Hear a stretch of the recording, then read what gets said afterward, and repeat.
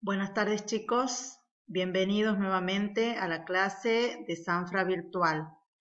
En el día de hoy, el tema que nos convoca son las propiedades de la materia. Como habíamos visto hasta acá, la materia es todo lo que nos rodea, tiene masa, ocupa un lugar en el espacio, es decir, el volumen, y todos estamos compuestos por materia. Lo que vamos a ver ahora, ¿qué son las propiedades de la materia? Las materias, como habíamos visto, está compuesta por ciertos materiales que tienen determinadas características de acuerdo al uso que se les da al objeto. Entonces, esas características son las distintas propiedades que puede tener la materia o los materiales. ¿Cómo se clasifican esas propiedades?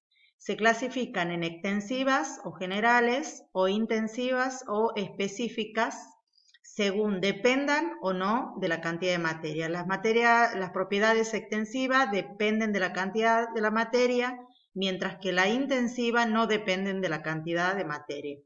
¿Qué significa eso? Por ejemplo, el peso es una propiedad extensiva porque su valor va a depender de la cantidad de materia que yo esté midiendo.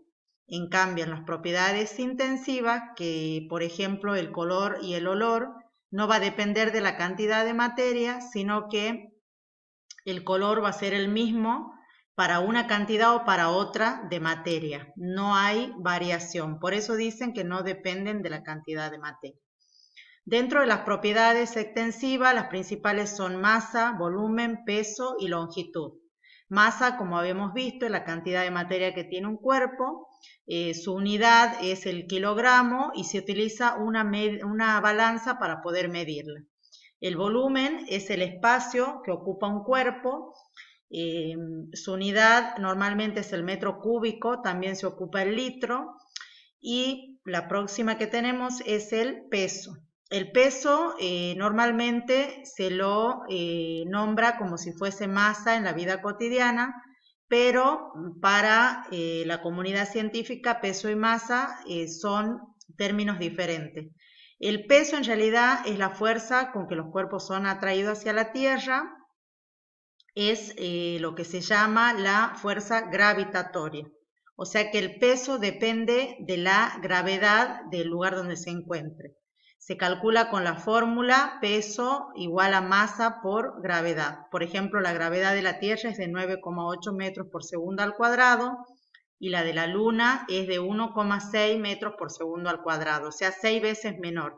Si nosotros calculamos nuestro peso en la Luna, va a ser 6 veces menor que en la Tierra porque la Luna tiene una gravedad mucho menor. Sin embargo, la masa es la misma. Vamos a seguir teniendo la misma cantidad de materia acá o en la Luna.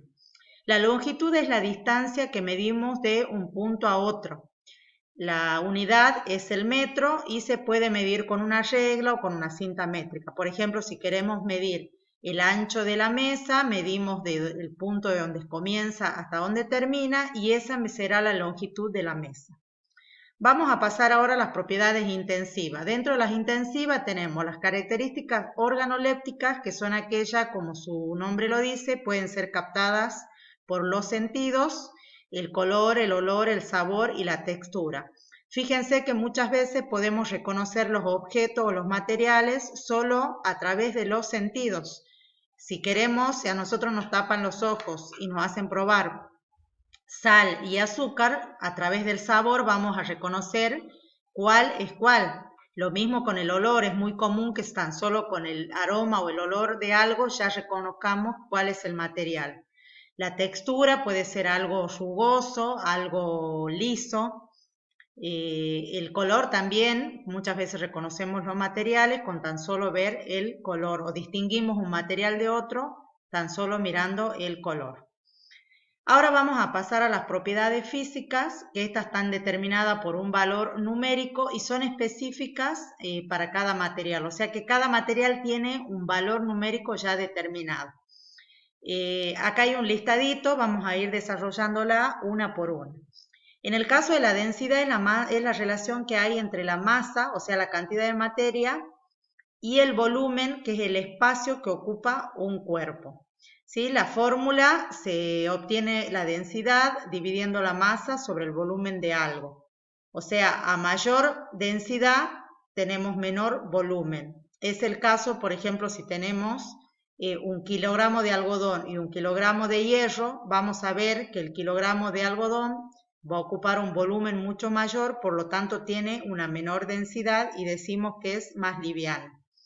En el caso del hierro, con la misma cantidad de masa, 1 kilogramo, va a ocupar menos volumen, entonces tiene una densidad mayor que la del algodón.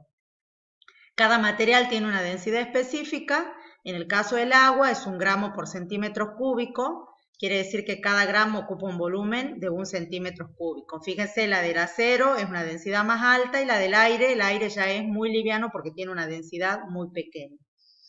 Pasamos a la solubilidad, que es la cantidad máxima de sustancia, de una sustancia que puede disolverse en un solvente. Es el caso, por ejemplo, del azúcar.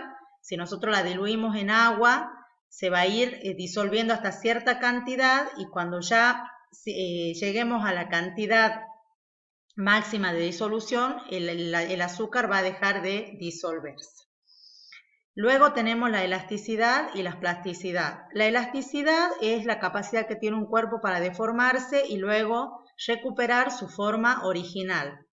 Por el contrario, la plasticidad es la capacidad de deformarse de un cuerpo, pero no puede recuperar su forma normal. En el caso de la elasticidad, un ejemplo clásico, si tomamos un trocito de elástico, los estiramos y luego le dejamos de ejercer la fuerza, vamos a ver cómo el elástico retoma su forma original.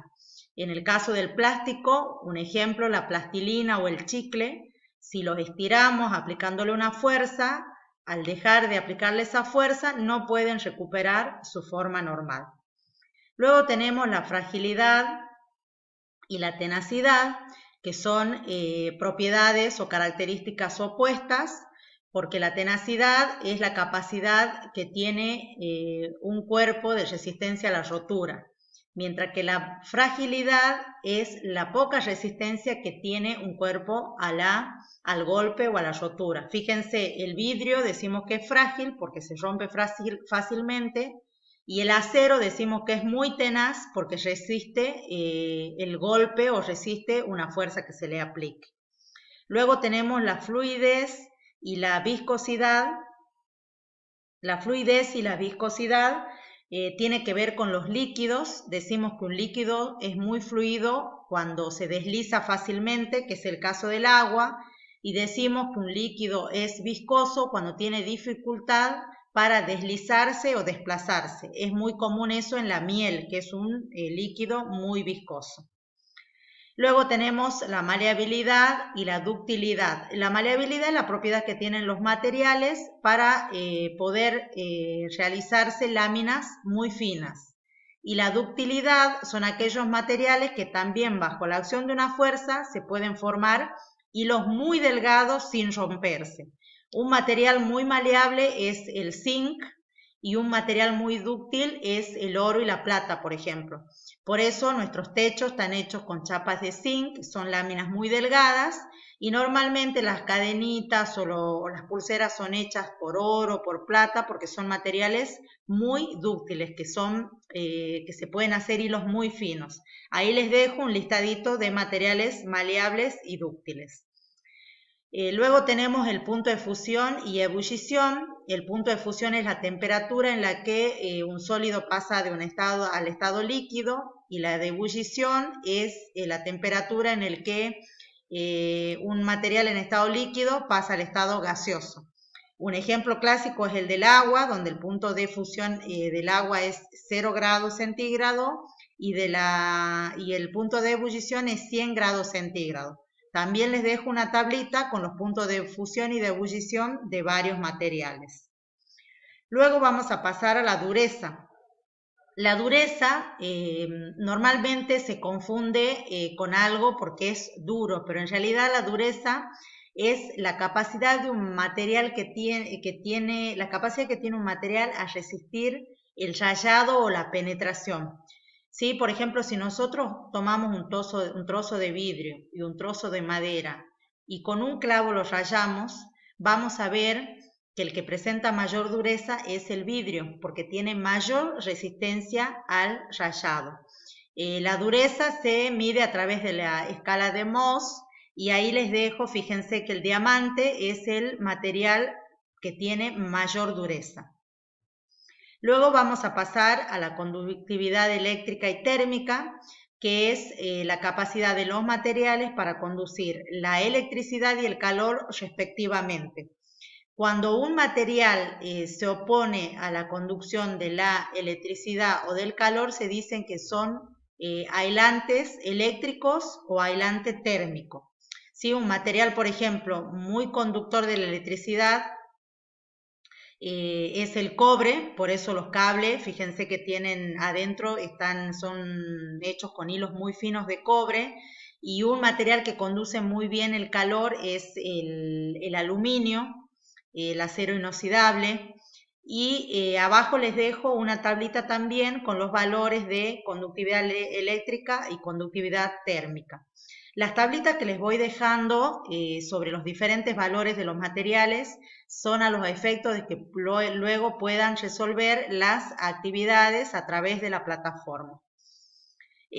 Bueno, hasta acá hemos visto cómo los materiales tienen diferentes propiedades, como les había dicho, las propiedades intensivas y las propiedades extensivas.